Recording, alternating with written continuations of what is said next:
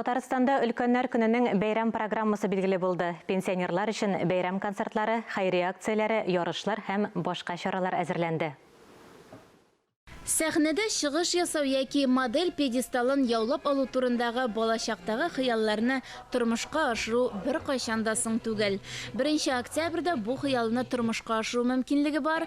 Һәр пенсионер җитлеккән моторлык пьедесталы проектында катнашырга гариза бирә ала. Өлкәннәр декадасы шулай башлана. Международный день пожилого человека достаточно молодой праздник. Халыкара өлкәннәр көне күптән түгел уздырыла башлады. Ул өлкән яшьтәге кешеләр проблемаларына, пенсионерларыбызның тормыш сыйфатын яхшыртуга юнәлдерелде. Шул максатлар белән Казанда 1 октябрьдән 10 октябрьгә кадәр өлкәннәр декадасы оештырыла. Бой мәдәни программа 10 көнгә бүленгән. Мәктәпләрдә ветераннар белән иҗади очрашулар, мәҗлесләр үткәрелә. Өлкәннәр арасында бильярд, футбол ярышлары була, башка тамашалар да булачак. Бәйрәм концертлары 4 октябрьдә шәһәрнең мәдәни үзәкләрендә уза.